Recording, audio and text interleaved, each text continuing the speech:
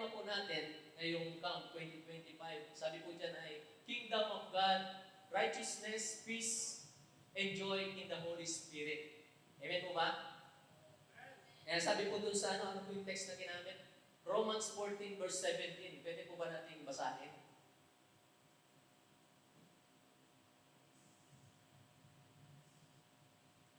Romans 14 verse 17. Ayan, sabi ko dyan, for the kingdom of God is not eating and drinking. Sino po rito mahilig kumain at uminom? Parang wala. Kain lang. Sabi ko rito, but righteousness and peace and joy in the Holy Spirit. Ayan po. Sabi po doon sa Tagalog, sapagkat ang paghahari ng Diyos ay hindi tungkol sa pagkain o inumin, ito ay tungkol sa katuwiran, kapayapaan, kagalakan na kaloob ng Espiritu Santo. Amen po ba? So, tingnan po natin ano yung context, bakit po nasabi ni Apostol Pablo yan sa mga taga-Roma. Ano po, ang sabi po kasi dyan, ang mga mananampalataya sa iglesia po ng Roma, sila po ay mayroong mga pagtatalo sa paniniwala.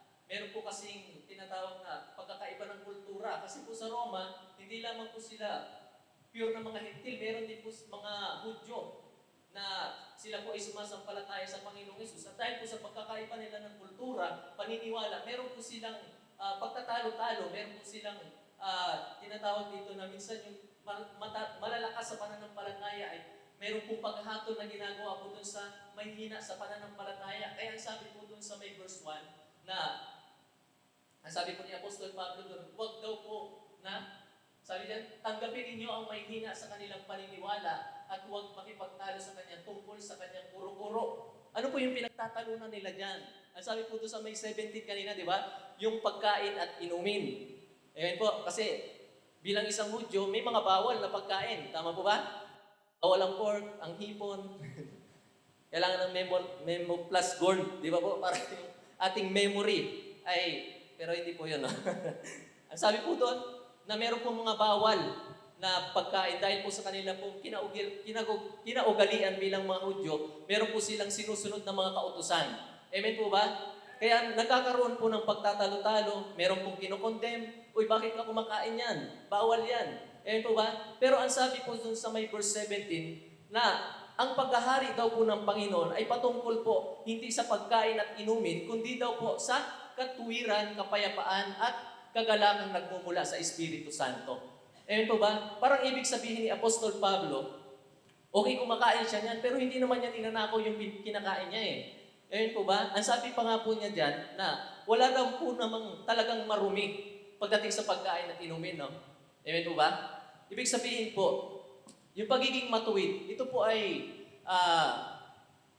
talagang ikaw ay sumusunod sa kautusan, hindi po doon sa sinasabing pagkain at inumin, hindi po yan ang tinutukoy po ni Apostol Pablo. Pag sinabi pong ikaw ay nagiging matuwid, ikaw po ay talagang sumusunod sa kalooban ng Panginoon, hindi ka nagnanakaw, hindi ka nangangalunya, hindi ka pumapatay.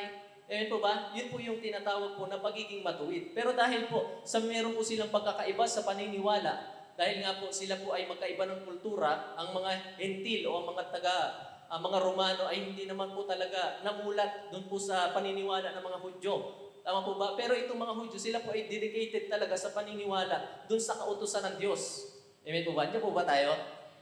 Kaya po nagkakaroon sila ng pagtalo-talo. Pero ang sabi ni Apostol Pablo, hindi po dyan nasusukat yung talagang katuwiran ng Diyos sa pagkain at inumin. Saan po nasusukat?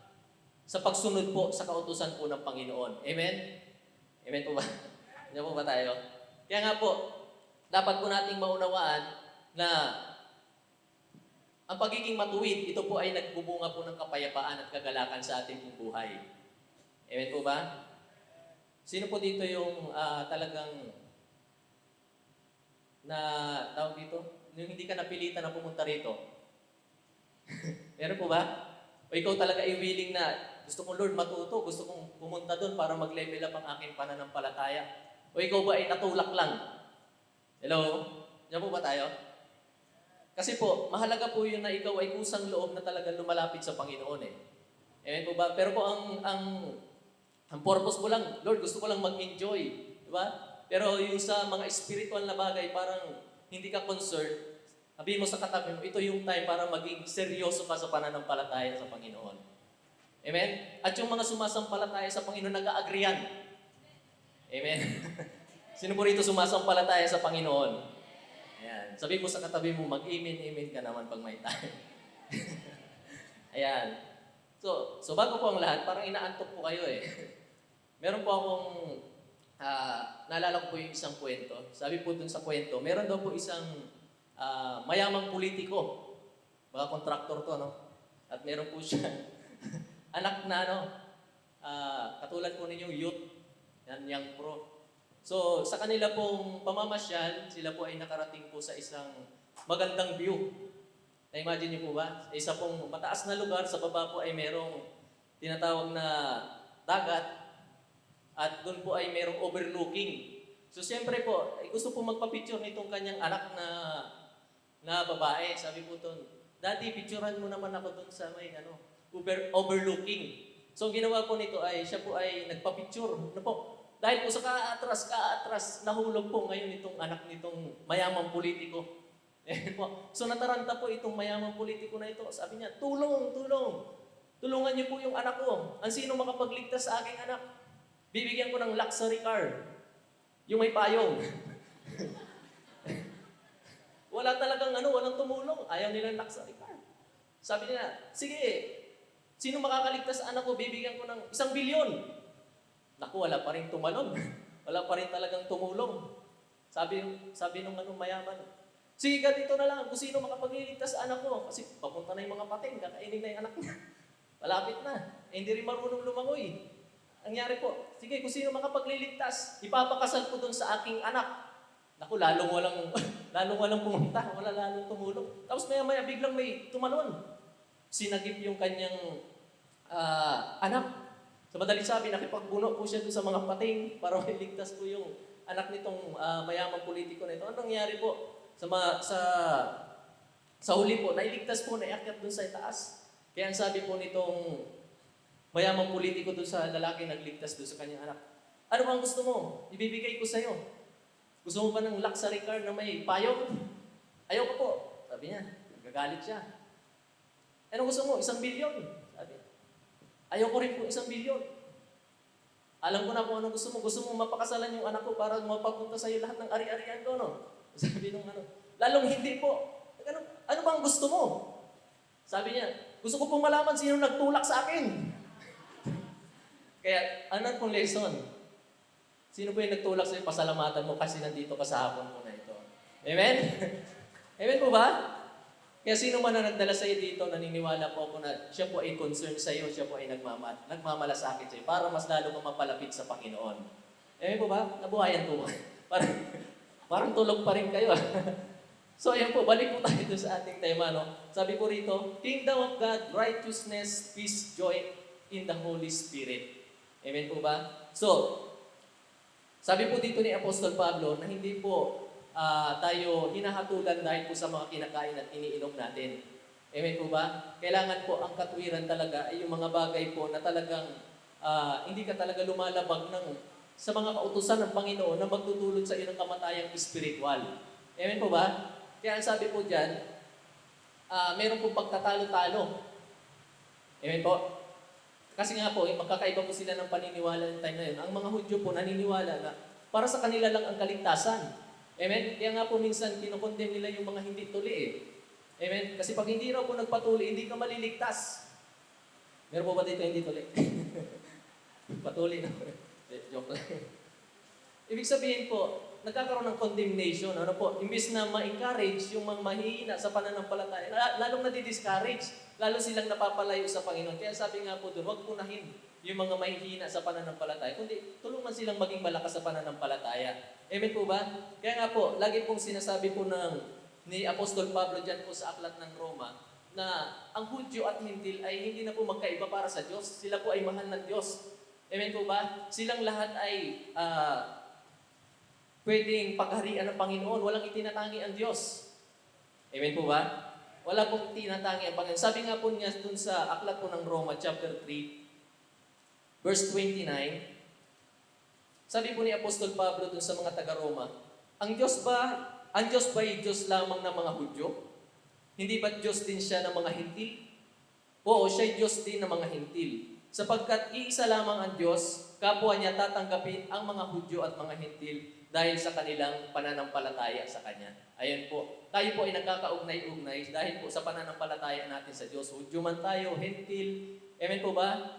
Tayo man ay makasalanan, tayo man ay banal, tayo pong lahat ay welcome sa kaharian ng Panginoon. Kaya nga po, Kingdom of God.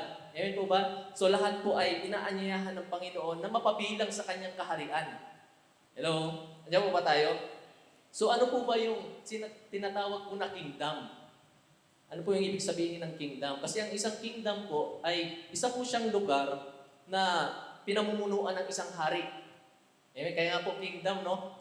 Kasi meron pong isang hari doon na namumuno. At ang hari po na yon, siya po yung merong otoridad kung ano pa ang mga bagay na dapat mangyari sa kanyang kaharian. Amen? Hindi po yung mga tagasunod ang nasusunod, kundi po yung hari ang nasusunod. Kung ano ang sabihin ng hari, yun ang mapangyayari. Hello, niyo po ba tayo? Kaya pag ikaw po ay nasa isang kaharian, hindi po pwede na ikaw ang masusunod. Sabihin mo sa katabi mo, hindi pwede ikaw ang masusunod. Kasi hindi ka hari. Amen po ba? Kaya pag sinasabi pong kingdom, ito po ay isang kaharian na pinamumunuan ng isang hari kung saan yung kanyang salita ang may otoridad doon.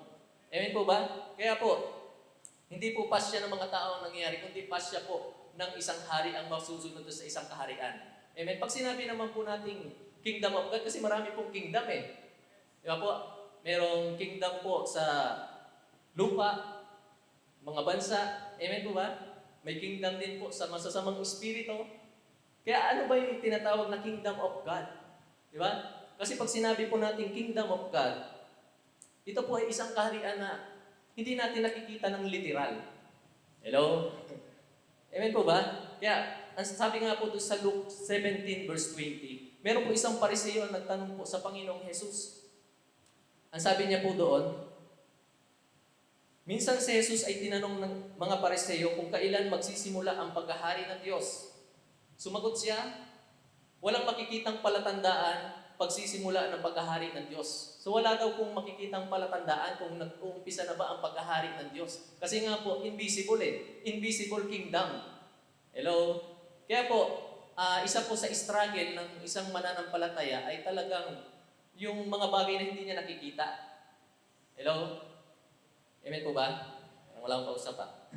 At sabi po dun sa may verse 21, at wala ring magsasabing nagsimula na ito dito o doon, sapagkat ang totoo'y, ayan, sabi ko yan, dahil nag-aalala ang Diyos sa puso ninyo. Ayun. Sa puso, sa ibang translation, sa puso ng mga sumasampalataya sa Kanya. Ayan po ba? Kaya ang kaharian ng Diyos ay nagsisimula sa mga taong mayroong pananampalataya sa Diyos. Hindi mo man siya nakikita, pero spiritually nagsisimula na ang paghahari ng Diyos sa iyong buhay. Ayan po ba? Sino rito na-experience mo na pinag-aharian ka talaga ng Panginoon? Amen po ba? Kaya po, tatlong bagay po ang gusto ko pong ibahagi sa inyo sa hapon po na ito. Para po, tayo po ay makapamuhay na mayroong righteousness, mayroong peace, at mayroong pong joy sa ating pong buhay sa kaharian ng Panginoon.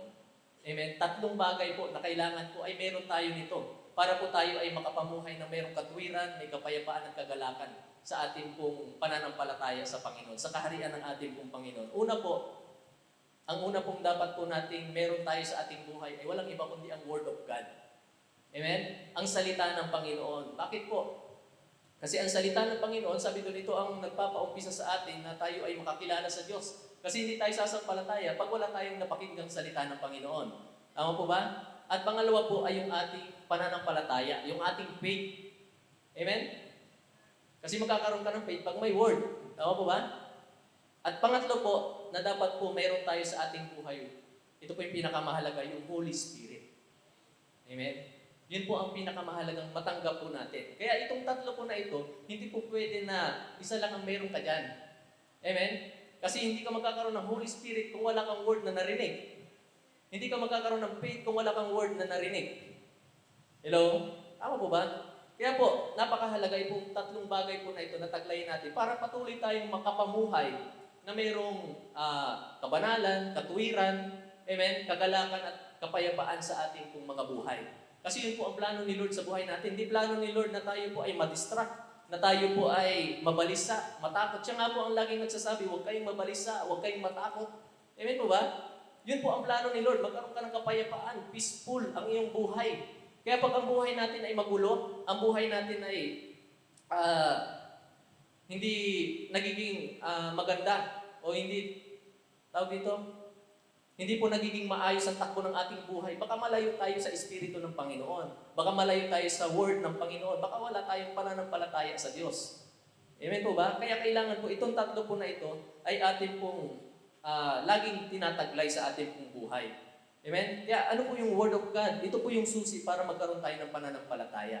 Di ba? Ang sabi nga po doon sa aklat po ng Roma 10:17, alam niyo na po ito, ano?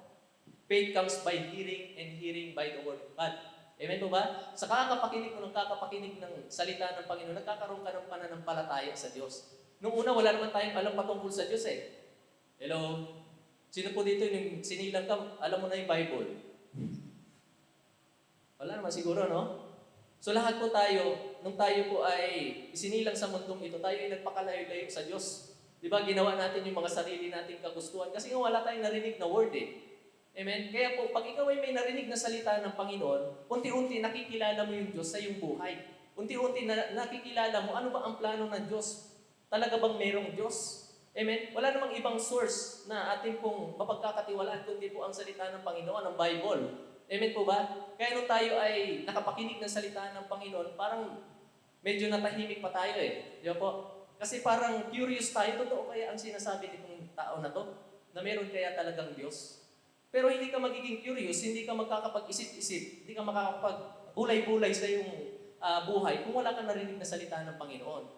Amen po ba? Kaya napakahalaga po ang salita ng Diyos sa buhay natin. Kasi pag ito ang dumating sa buhay natin, magkakaroon po tayo ng pagkakakilala sa ating pong Panginoon. Amen?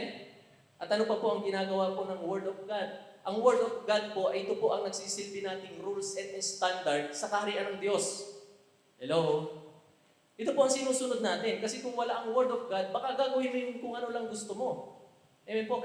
Sa isang pong kaharian, katulad sa Kingdom of God, meron po yung rules, meron po yung standard. Amen po ba na dapat sundin? Hindi po pwede nga na ikaw ang masusunod. Ang susundin mo ay yung rules at regulation na ibinigay po ng hari para po doon sa kanyang mga mamamayan. Hello? Diyan po ba tayo?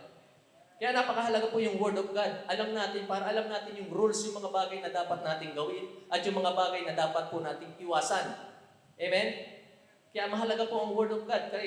Kasi po, every time na nakakarinig ka ng Word of God, nadadagdagan po yung kaalaman natin, ay ito pala ayaw ng Panginoon. Ito pala ang gusto ng Panginoon. So meron ka ngayong pagpipili na gagawin. Amen? Pipiliin mo bang sumuway nung narinig mo yung salita ng Panginoon o ipapamuhay mo? Kasi hindi po pwedeng hindi ipapamuhay kung ikaw ay nasa Kingdom of God. Amen? Kasi yun ang masusunod hindi ikaw. Tama po ba? Pero marami po talagang Kristiyano, marami pong tao talaga ang hirap na hirap ang makasunod sa kalooban ng Panginoon. Bakit? Bakit po kaya? Kasi masyado po silang in love sa mga bagay sa mundong ito. Amen? Yung mga nakasanayan dati, katulad po yung sinabi natin kanina, di ba? May iba-iba silang pinasimulan na buhay. Amen? Hindi naman po lahat ay nakakilala agad sa Panginoon. Meron pong mga tao na sila po ay nakapakinig ng salita ng Diyos. Sila ay matandaan na. Ibig sabihin, marami nang na-impart sa kanilang mga katuruan, marami ng paniniwala na mahirap na tanggalin sa kanilang buhay. Kasi nakasanayan na Amen po ba? Pero dahil narinig mo ang Word of God, yun na ngayon ang pagbabasihan mo. Amen? Hindi na yung luma mong pagkatao, yung lumang kaisipan. Amen? Yun na ngayon ang ilalagay mo sa iyong puso at isipan, sa gayon ay iyo pong masunod. Hello? Kaya sabi nga po ni David na yung utos ng Panginoon ang nagiging niya pong tawag dito, guide sa kanya pong buhay para po siya ay mamuhay ng kalugod-lugod sa Panginoon. Kaya kung walang Word of God, mahirapan tayong mamuhay na kalugod-lugod sa Panginoon. Kasi hindi mo alam yung rules Hindi mo alam yung standard ng Panginoon. Amen po ba? Kaya kailangan po, malaman po natin ang Word of God sa ating pong mga buhay. Ang sabi po dun sa Psalm 119 verse 105, Your Word is a lamp for my feet and a light on my path. Amen po ba? Ibig sabihin yung Word of God, pag yung narinig, nagliliwanag ang isipan mo, ang paningin mo. Amen? Di katulad dati nung wala kang naririnig na salita ng Panginoon, Hindi mo alam yung mga bagay na dapat mong gawin, kaya parang ang dilim, nahihirapan ka. Ano ang dapat kong gawin? Ano ang dapat kong sundin? Pero nung nakarinig ka na ng Word of God, nagliwanag ang isip mo ngayon, ang paningin mo ngayon, katulad ni David, nung siya ay nakapakinig ng salita ng Panginoon, nailawan daw yung kanyang mga hakbang. Amen?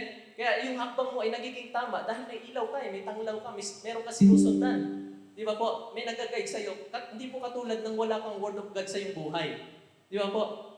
Pag ang Word of God nawala sa buhay natin, madilim ang takbo ng buhay natin. Amen? Kaya sabi po ni Jesus doon sa aklat po ng John, ang lumalakad daw po sa liwanag ay hindi po natitisod.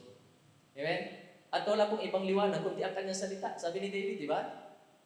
Sabi doon, your word is a lamp for my feet and a light on my path.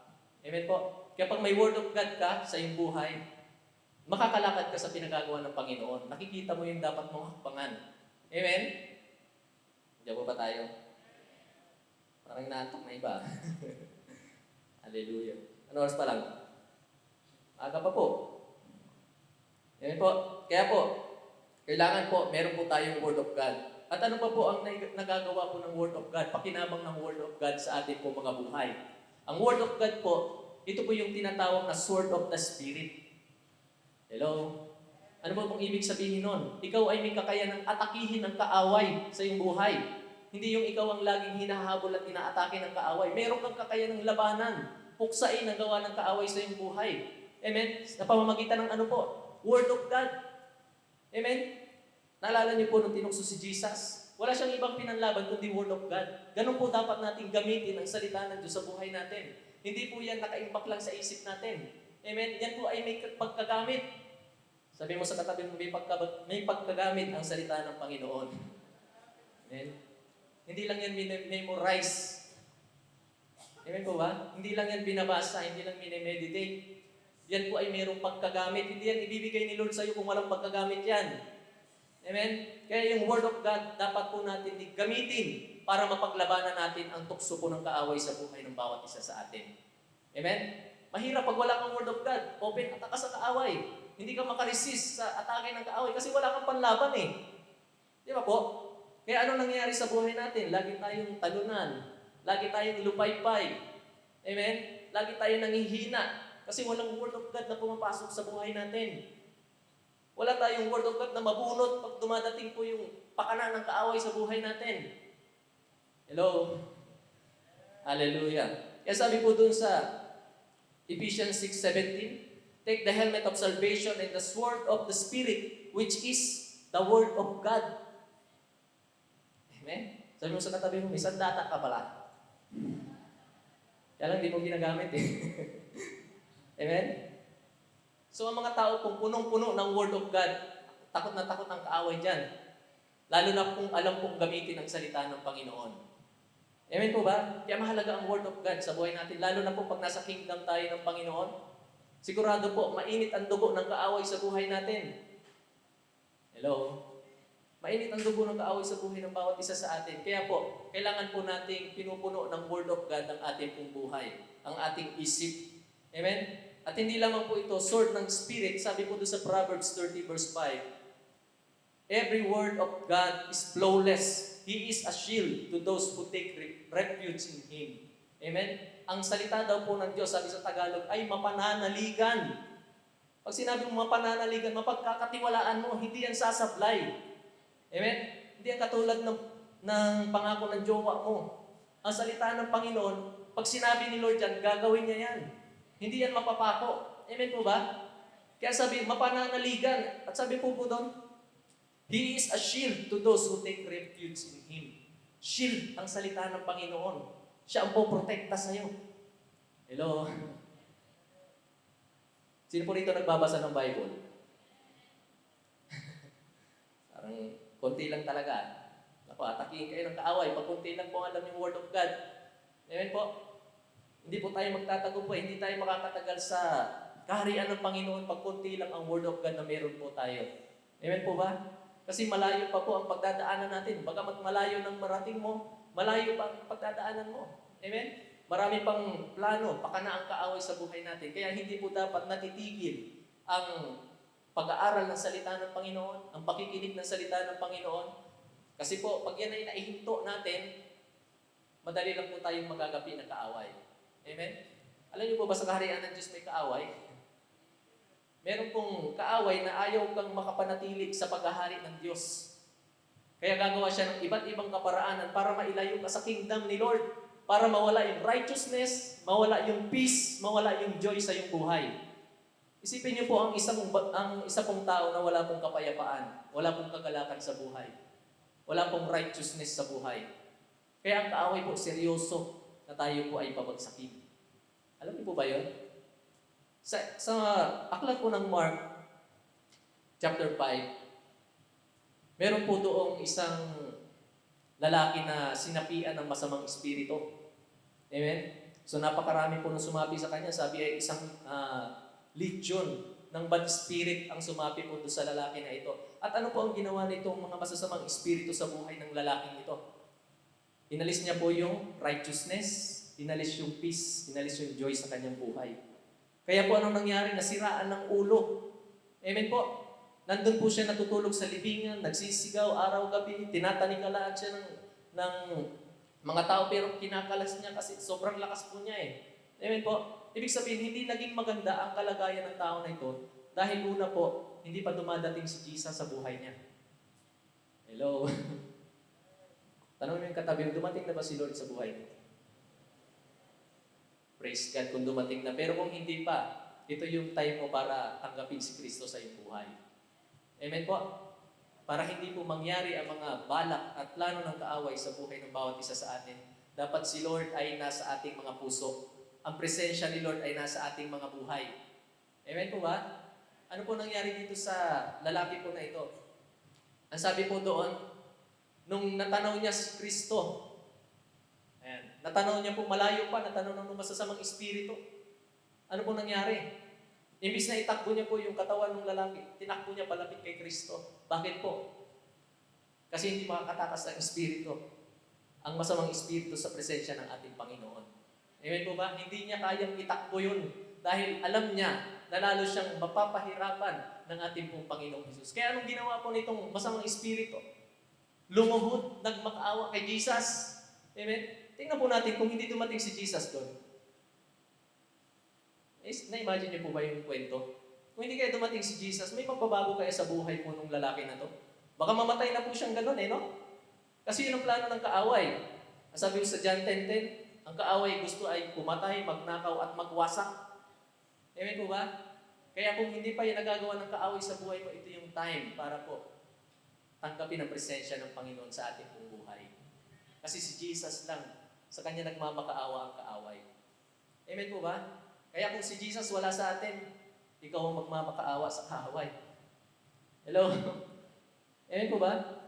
Kaya seryoso ang kaaway sa buhay po natin, lalo na pag wala kang Word of God, wala si Jesus, ang presensya ni Jesus sa iyong buhay, sira talaga ang buhay. Amen po ba? Kaya huwag kang lalayo sa Panginoon. Amen?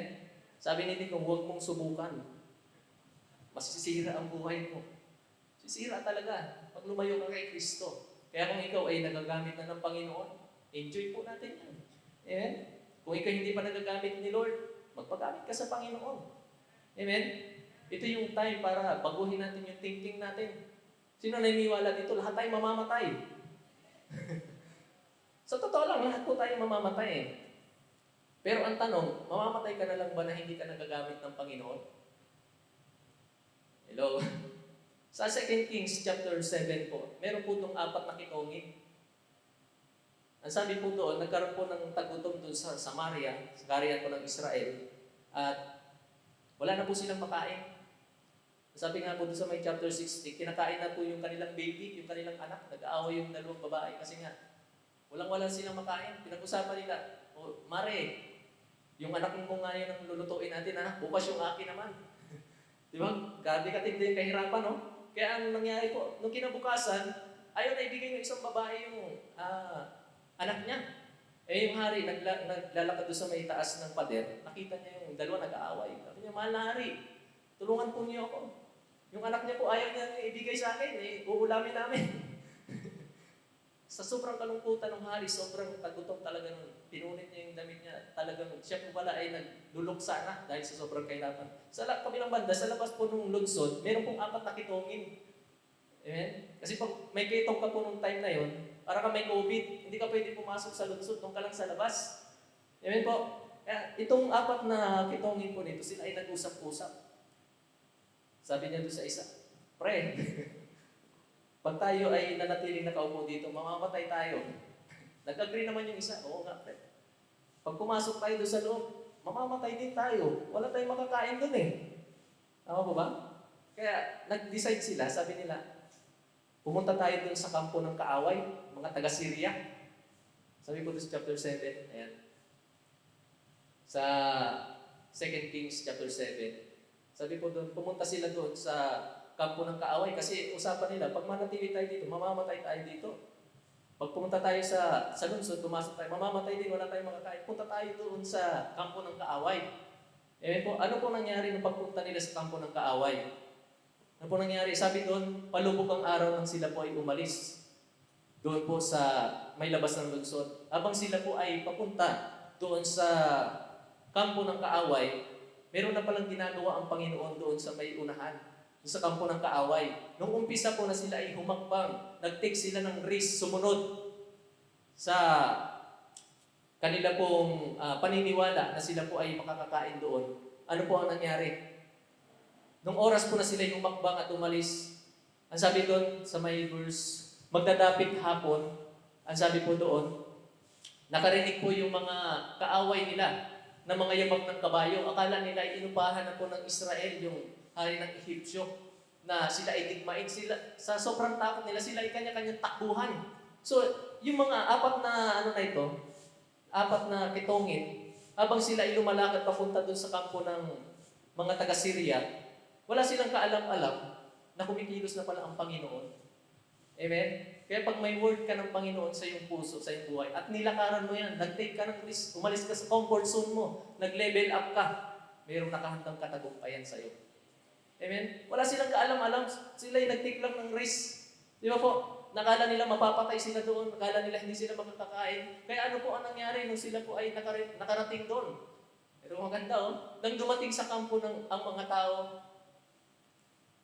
malubhang may sakit sa balat, isa-isa silang pinasok ang mga tolda, kumain sila at uminom. Hallelujah! Ano kaya kung nanatili sila nakaupo doon?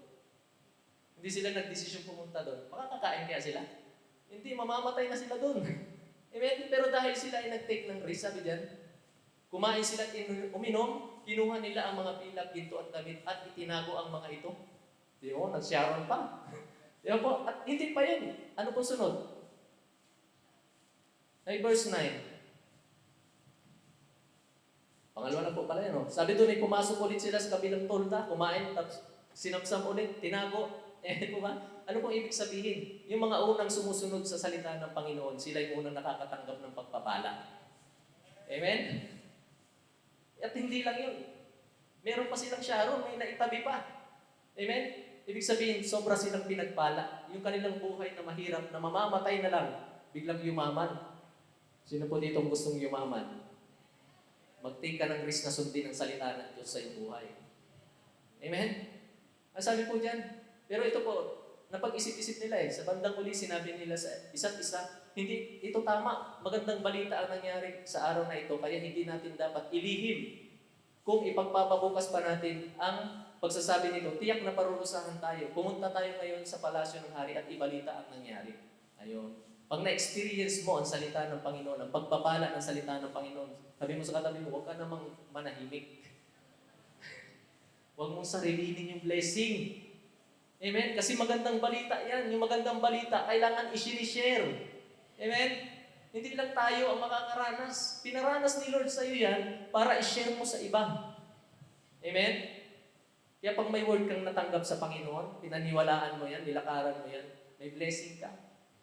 Amen? At hindi lang yun, gagamitin ka pa ni Lord maging blessing sa iba. Hello? Parang ayaw yung maniwala talaga. Gagamitin ka ni Lord para maging blessing. Sila po yung 4 na to na malapit ng mamatay. Sila pa yung naging dahilan bakit nagkaroon po ng revival sa Israel. Amen? nagdagsaan yung mga tao. At meron po ditong isang kawal, pinuno ng kawal na hindi naniwala sa sinabi po ni Eliseo na mangyayari yung salita ng Panginoon. Sabi po doon, sabi po nung lalaki na to, sabi kasi ni Eliseo, bukas sa ganitong oras makakabili na kayo ng pagkain. Sobrang taghirap talaga, wala na talagang, imposible na talaga na mangyari yung sinasabi niya. Kaya sabi po ng isang pinuno ng kawal doon, hindi mangyayari yung sinasabi mo. Amen? Ano po? Hindi mangyayari yung sinasabi mo. Kahit buksan pa ni Yahweh ang bintana ng langit, hindi mangyayari yung sinasabi mo. Amen? Kaya pag ganyan ang attitude natin, pag nakarinig tayo ng salita ng Panginoon, hindi ka pagpapalain ni Lord. Makikita mo yung nangyayari, pero hindi mo matitikman. Hello? Diyan ba tayo? Parang tahimik nyo. Kaya pag hindi tayo naniniwala sa word ng Panginoon na binigay sa buhay natin, hindi natin mapapakinabangan ang salitang napakinggan natin. Amen po ba? Ang sabi po dun sa Hebreo, chapter 4, verse 1. Tingnan po natin ang dapat maging response natin pag nakapakinig po tayo ng salita ng Panginoon. Ang sabi po doon, na sila man ay nakarinig din ng magandang balita. Kasi sinir mo di ba? Naipakalat mo yung mabuting balita. Ang sabi po doon, hindi nila napakinabangan ang salitang kanilang narinig sapagkat hindi nila tinanggap ng may pananampalataya. Hello? Kaya ang dapat maging response natin, pag may word of God na narinig ka, panghawakan mo, paniwalaan mo.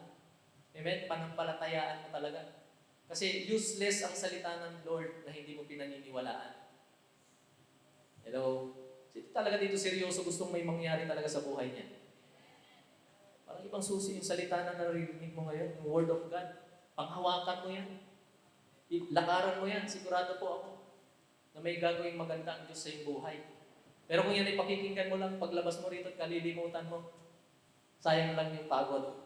Amen? Sayang lang ang binayad, sayang ang effort. Pero kung yung salita ng Panginoon na tanim sa puso mo, at yan ay nilakaran mo, hindi sayang lang. Amen po ba? Kaya po, akin pong ini-encourage ang buhay ng bawat isa, talagang paniwalaan natin ng buong puso ang salita ng Panginoon. Amen? Ito ang daan para magkaroon po tayo ng number 2, yung ating pong pananampalataya. Amen? Sino po rito ang may malakas ng pananampalataya sa Diyos? Praise God. Kung talagang mataas ang level ng iyong pananampalataya, dahil sigurado po, ang sabi po, ang malakas na pananampalataya, ito ay kalugod-lugod sa Diyos. Pero ang taong walang pananampalataya ay hindi po kinalulugdan ng Panginoon. Amen po? Kaya ang kailangan po natin, para po tayo ay makapanatili sa invisible kingdom, kailangan natin, sabi mo sa katabi mo, yung pananampalataya. Amen? Bakit kailangan ng pananampalataya sa invisible kingdom? Kasi nga invisible hindi mo nakikita Kaya sabi po doon sa Hebreo 11 verse 1, ang pananampalataya ay pagtitiwala na mangyayari ang ating mga inaasahan at katiyakan tungkol sa mga bagay na hindi natin nakikita. Ayun. Pinaniniwalaan mo yung bagay kahit hindi mo nakikita. Pinaniniwalaan, inaasahan mo na magkakaroon ng kaganapan at katuparan yun kahit hindi mo pa nakikita. Yun po yung tinatawag na faith. Amen po ba? Kasi pag wala kang faith, mahirap kang makapaniwala na meron pong kaharian ng Diyos. Hello? Mahirapan kang mag-operate sa kaharian ng Panginoon kung hindi ka naniniwala, wala kang pananampalataya sa Diyos. Amen po ba? Kaya po ang mga unang tao, ang mga unang mananampalataya, sila ay kinalugdan ng Diyos dahil po sa kanilang pananampalataya sa Diyos. Amen? Hallelujah. Di ba tayo? Kaya po, ang pananampalataya, ito po yung kailangan ma-activate sa ating pong buhay para makapag-operate po tayo sa spiritual realm. Amen? Sa mga bagay na hindi natin nakikita. Kasi ang espiritu hindi nakikita yan Pero kung may pananampalataya ka na merong nangyayari spiritual, ibig sabihin may faith ka. Amen? Mangyayari yung mga bagay na inaasahan mo patungkol sa Diyos kasi pinaniniwalaan at pinananampalatayaan mo. Hello? Ano ba yung mga pinananampalatayaan natin sa Panginoon? Tayo ay bibigyan ng kaligtasan ng Diyos. Amen? Naniwala po ba kayo sa kaligtasan? Amen? Yun po yung talagang mapapakinabang natin sa ating pananampalataya, di ba? Meron pong buhay na walang hanggan nag-iintay po sa atin. Hello? Kaya kung talagang ikaw ay seryoso na makarating sa inihanda ng Panginoon, sana yung faith natin ay huwag nating alisin sa ating pong mga buhay. Amen po ba? At hindi lamang po yun, ang ating pong pananampalataya, ito po ang susi para matanggap natin yung pangatlo, yung Holy Spirit. Amen? Ano po ang sabi doon sa Efeso chapter 1 verse 13? Ang sabi ko rito, kayo man ay naging bayan ng Diyos matapos ninyong marinig ang salita ng katotohanan, ang magandang balita, yung word. Amen? At ano po sabi niya? Na nagdudulot ng kaligtasan, sumampalataya kayo kay Kristo, yung faith. Kaya ano daw po, ipinagkaloob sa inyo ang Espiritu Santo na ipinangako ng Diyos bilang tatak ng pagkahirang sa inyo. Ayun. Pag ikaw ay may pananampalataya sa Diyos, tinanggap mo si Kristo sa iyong buhay, ikaw ay tumatanggap ng Espiritu ng Panginoon. At ang Espiritu ng Panginoon, sabi niya, iyan ay tatak ng iyong pagkaligtas o tatak po ng ating pong pagkahirang na ikaw ay pinili, na ikaw ay hiniwalay. Amen? Ng Diyos. Tama po ba? Ikaw ay, pagdating ng time, ikaw ay merong tatak, ikaw ay tatanggap ng kaligtasan, buhay na walang hanggan. Ikaw ay nasa pag-iingat ng Diyos, ikaw ay nasa kaharian ng Diyos. Amen po ba? Dapat ay tinatanggap mo ang kapayapaan, ikaw ay nabubuhay sa katwiran, na ikaw ngayon ay merong kagalakan sa iyong buhay. Andiyan po ba tayo? Kaya yung tatlong bagay po na yan, napakahalaga po yan. Amen po? Una po, Word of God. Pangalawa, may pananampalataya tayo. Pangatlo, yung Espiritu po ng Panginoon dapat po ay nasa atin. Amen? Kaya, alam niyo po ba ang pagkakaroon ng malaking pananampalataya, ito po ay nagbubunga sa atin na mapangyari yung mga bagay na imposible na mangyari sa buhay natin. Amen? Wala pong ibang example dyan kundi po si Abraham. Amen po ba? Ang sabi po dun sa Hebreo 11 verse 11, na dahil sa pananampalataya, si Abraham ay nagkaroon ng kakayanang maging ama. Kahit si Sarah ay baog, hindi na po pwede magkaanak. Amen? Pwede pa ba magkaanak yung baog? Sa walang pananampalataya, hindi na yun. Pero pag may pananampalataya ka, pwede yun. Amen po ba? Sabi doon, matanda na, uugod-ugod, tapos, tawag dito, baog pa ang asawa, may pag-asa kaya magkaanak pa? May pag-asa pa po ba? Pero sabi po doon, sa may verse 11, dahil din sa pananampalataya, si Abraham ay nagkaroon ng kakayanang maging ama, kahit na siya'y matanda na at kahit si Sarah ay hindi na maaari. Kaya pag ikaw ay may faith, yung hindi na maaari, pwede pa yon. Amen? Sabi mo sa katabi mo, pwede pa yon. Kaya yung iniisip mo na imposible, pwede pa yung mapangyari. Kung may pananampalataya tayo. Kaya sabi po doon sa may verse 12, kaya sa isang taong may tuturing na halos patay na. Pero yung halos patay na, no? Ano daw po nangyari? Ay nagmula ang isang lahi na naging sindami ng bituin sa langit at buhangin sa dalampasigan. Napaka-imposible, pero naging posible sa may taong may pananampalataya. Amen po ba? Tanong nyo na tayo, may pananampalataya ka ba? Mapalad ka kung may pananampalataya ka. Kasi yung mga imposible na iniisip mo na hindi mangyayari, kaya mangyari yan. Amen po ba? Kailangan magkaroon tayo ng pananampalataya. Sa tingin niyo po, napakadali kayang manampalataya kung ikaw nasa sitwasyon ni Abraham. Madali kayong makapanampalataya na magkakaanak ka pa? Di ba? Matanda ka na.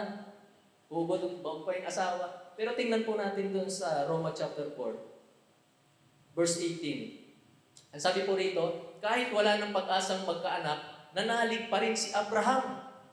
Wala ng pag-asa, nanalig pa rin. Amen po ba? Sino po rito nawawalan ng pag-asa? Praise God. Wala, no? Pero pag ikaw ay nawawalan ng pag-asa, manalig ka sa Diyos, may mangyayari pa sa buhay mo.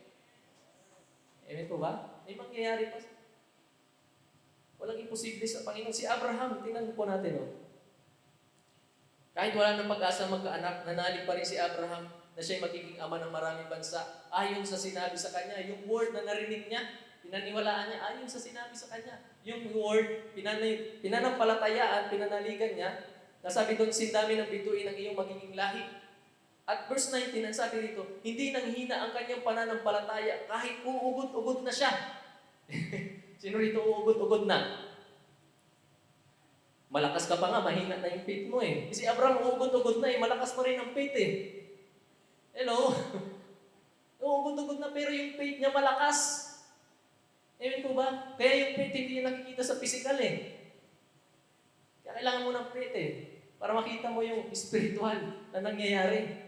Amen po ba? Sabi doon, hindi nanghina ang kanyang pananampalataya kahit ugod-ugod na siya. Palibhas ay 100 taon na siya noon. 100 taon na. Eh, sinabihan siya, 75 years old pa lang siya eh. Baka pwede pa eh.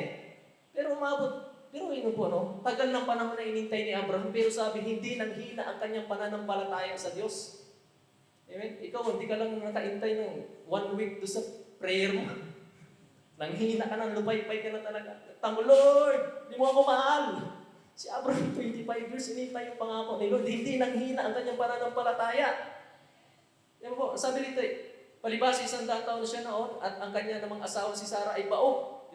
Grabe po yung, grabe yung pinagdadaanan ni Abraham. Baog, matanda na. Huugod-ugod na. Pero at least may faith. Amen. Sabi mo sa katabi mo, kahit mahina ako, may faith naman ako. Amen? Kasi pag meron kang faith, posible ang lahat ng bagay. Amen? Ang sabi mo dyan, sa may verse 20, hindi siya nag-alinlangan sa pangako ng Diyos. Sa halip, lalo siyang tumibay sa kanyang pananampalataya at nagpuri pa sa Diyos. No? Kaya mo ba magpuri kay Lord kahit hindi na maganda ang sitwasyon sa buhay mo? Na kahit tingin mo ay kinalimutan na ni Lord yung kanyang pangako sa iyo? Kaya mo pa rin magpuri sa Lord? Si Abraham, kahit sobrang tagal niyang iniintay yung pinangako ni Lord sa kanyang buhay, hindi nanghihina ang kanyang pananampalataya at ang sabi, nagpuri pa sa Diyos. Parang wala akong kausap. Nagpuri pa sa Diyos si Abraham. Kaya anuman ang sitwasyon mo ngayon, napili mo nakalimutan ka ng Panginoon, hindi totoo yan. Anuman ang pinagdadaanan mo, sana magpuri ka sa Diyos. Amen? Kilalanin mo ang Diyos sa iyong buhay. Amen po ba? Kaya, 3 level po ng pananampalataya. Meron pong tao walang pananampalataya. Meron pong mustard seed faith. Nasabi, makakapagpalipat ng bundok. At meron naman pong isang napakalaking pananampalataya. Amen? Anong doon po yung faith na meron ka ngayon? Alin po doon? Yung walang pananampalataya. Sabi, without faith, it is impossible to please God. Amen? Sana kahit konti meron, no? Sabi rin, kahit magkaroon ka ng kasinlaki ng butil ng buto ng mustasa na pananampalataya, kaya mong paalisin yung mga bundok. Pero wag ngayon, ha? Kakagulo tayo dito. Hindi, ibig sabihin mga bundok ng problema, pagsubok, mga hindi magandang nangyayari sa iyong buhay, kaya paalisin pag may pananampalataya ka. Amen po ba? Pero pag ikaw ay mayroong malaking pananampalataya, ito po napaka-imposibleng mangyari. Mabilib si Lord sa buhay mo. Mamangha si Lord. Si Lord mamamangha. Nasa Kanya ang lahat ng bagay. Sabi po doon sa Mateo chapter 8, meron po doon isang centurion na Romano. Sabi po doon, sabi ni Jesus, sabi ko ng centurion, Lord, magsalita ka lang, gagaling yung alipin ko. Nilingon ni Lord yung mga tao, sabi niya, umikot ako sa buong Israel, pero wala akong nahanap na ganito kalaking pananampalataya. Sabi doon, namangha si Jesus. Hallelujah. Kaya kung gusto mo mamangha si Lord, mabilib sa'yo si Lord, lakihan mo yung faith mo. Amen? Lakihan mo yung pananampalataya mo sa Panginoon. Amen po ba? Lakihan po natin. Wala na po yan ang oras. Diba? Pangatlo po, yung Holy Spirit. Kailangan po natin ng Holy Spirit para patuloy tayong mamuhay na mayroong righteousness, mayroong pong joy at peace sa ating pong buhay habang tayo ay nasa kaharian po ng Panginoon. Dahil ang Holy Spirit, siya nagpapaunawa ng Word. Tama po ba? Pag hindi maintindihan ng Word, si Holy Spirit nagtuturo, nagpapaalala, nagpapaunawa sa ating pong mga buhay. At siya ay nagbibigay ng gifts sa ating mga buhay, ng power. Amen po ba? Kasi pag ang isang tao po ay walang Holy Spirit, walang power. Amen? Walang impact, walang influence, walang nangyayari sa buhay. Pero sabi po ni Jesus, bago kayo humayo, hintayin nyo yung ipapadalang pangako ng Diyos, ang Holy Spirit. At kayo ay tatanggap ng kapangyarihan. Amen? Kaya pag ang tao ay may Holy Spirit, meron niyang power. Di kilikili power, ha? Meron siyang power. Amen po ba? Meron impact, meron influence. Amen? Hallelujah. Pwede ba natin palakpakan ng Panginoon? At sabi po, ang Holy Spirit ay tatakbo ng pagkahirap sa atin. Amen po ba? Yan po yung katunayan na ikaw ay ililigtas ng Panginoon. Amen? Yan po yung ating marka. Kasi pagdating ng time, mahahanapin yan sa'yo. Tama po? Kaya po, hindi po dapat mawala ang Holy Spirit sa ating pong mga buhay. Tatlong bagay, Word, Faith, and Holy Spirit. Sana po ay matanim sa puso't isipan natin. No? Napakahalaga yan para tayo ay patuloy na mamuhay na may righteousness. Mamuhay po tayo ng may peace at joy sa ating pong buhay. Ano man ang sitwasyon na ating pong pinagdadaanan. Amen po ba? Pero sa totoo lang po, mahirap na magpatuloy dahil nga po, tayo po ay merong mga tanikala at pagkagapos nung tayo pa hindi pa nakakilala sa Panginoon. Amen. Ang sabi po doon sa Colossians chapter 1 verse 12, lagi kayong magpasalamat sa Ama sapagkat minarapat niyang makabahagi kayo sa pangako ng Diyos para sa inyong mga hinihirang na nasa liwanag. Verse 13, iniligtas niya tayo sa kapangyarihan ng kadiliman at inilipat sa kaharian ng kanyang minamahal na anak. Saan daw po nanggaling? Sa kadiliman. Hello? Kaya nung wala pa si Kristo sa buhay mo, nasa kadiliman ka pa noon. Amen po ba? Nasa kadiliman ka pa. Kasi lahat tayo nagkasala. Tama? Lahat tayo ay sumuway sa Panginoon. At ano po ang bunga ng kasalanan? Kamatayan. Pagkahiwalay sa Panginoon. Amen po? Pero buti na lang, namatay ang Panginoong Hesus sa krus ng Kalbaryo para po tayo ay matubos sa kasalanan. At paano tayo matutubos? Ang sabi po ng John 3:16, na gayon na lang mga pag-ibig ng Diyos sa libutan, kaya ibinigay ang kanyang kaisa-isang anak. Sino mang sumampalataya ay hindi mapapahamak, kundi magkakaroon ng buhay na walang hanggan. Amen po ba? Kaya kung wala pa si Kristo sa buhay mo, ito yung time, ito yung oras, tanggapin mo siya sa iyong puso. Amen po ba? Kung gusto mo talagang makaranas ng mga dakilang bagay, naniwala po ako na ang taong mayroong pong Espiritu ng Panginoon, sila po yung mga taong nakakaranas ng mga extraordinary na mga bagay. Amen? Maraming giftings ang Panginoon na binibigay sa atin. Pero ang unang hakbang na dapat natin gawin, tanggapin si Kristo sa buhay natin. Amen po? Pero bago po ipagpatuloy nun, sino po rito ang willing na tanggapin si Kristo sa kanyang buhay? Amen? Kung hiling ka po na tanggapin si Kristo sa hapon po na ito, maaari niyo po bang iyo po ang iyong mga ulo? Tayo po ay manalangin. Ikaw po ay sumunod sa akin kung panalangin. Panginoon, marami pong salamat. Ibinuwis niyo po ang inyong buhay sa krus ng Kalbaryo upang ako ay tubusin sa pagkakasala. Panginoon, ako po ay nagsisisi sa lahat ng kasalanan na aking pong nagawa. Patawarin po ninyo ako. Mula po ngayon, binubuksan ko po ang aking puso. Pumasok po kayo, maging Panginoon, tagapagligtas ng aking buhay. Sulat po ninyo ang aking pangalan sa aklat ng buhay diyan sa kalangitan. Magmula ngayon, ikaw na po ang masunod, manguna, maghari sa aking buhay. Salamat po sa pangalan ng Jesus. Amen. Palakpakan po natin ang Panginoon. Pagpatuloy po natin, di ba tayo tapos na?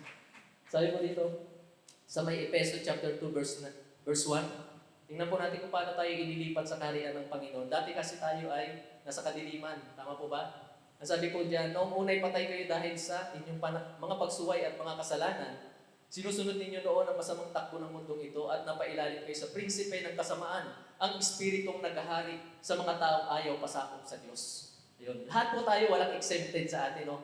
Tayo lahat ay nagpasakop sa kaharian po ng kaaway. Sa paghahari ng kaaway, kinupkup niya po tayo. Amen? Siya po ang nanguna sa buhay natin. Pero nung nakilala natin si Jesus, tayo po ay pinalaya ng Panginoon doon. Amen po ba? Tayo po ay iniligtas ng Panginoon. Nilipat nga po mula sa kadiliman, patungo po sa kaliwanagan. At tayo po ay dinala sa kaharian po ng ating Panginoon. At dahil nga po doon sa ating mga nakaraan na pinanggalingan, galing tayo sa kadiliman, hindi pa tayo sa nakaka-recover. Amen po ba? Sabi mo sa katabi mo, recover.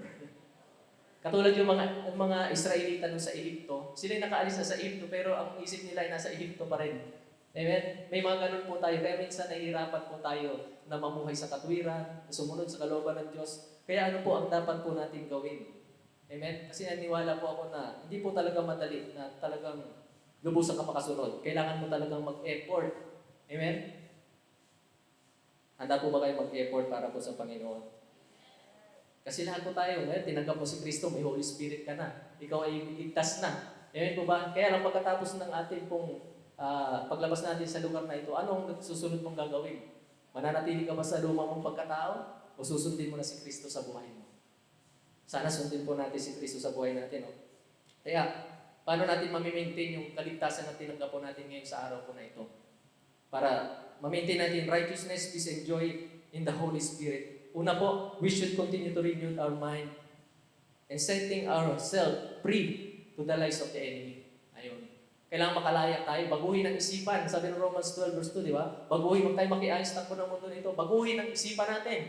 Amen po ba? Kasi pag hindi na bago yan, lumang pagkatao pa rin ang ikikilos mo. Amen? Kaya kailangan i-renew. Paano ma-renew? Lagyan ng Word of God ang ating pong mga pag-iisip. Amen po? Pangalawa po, para po ma-maintain natin yung ating kaligtasan, kailangan ma-train po natin, ma-discipline ang ating pong buhay sa paggawa po ng kabanalan. Amen? Ng righteousness. Amen po ba? Kasi po, pag hindi tayo lumakad sa kabanalan, hindi po tayo na-train ng ating pong sarili. O hindi po natin naisanay sa paggawa po ng mga katuwiran. Hindi po tayo masasanay. Amen po ba? Kasi ang susi po para ikaw ay lubos na makalakad, sanayin mo yung sarili mo. Amen po ba? Hindi yung madali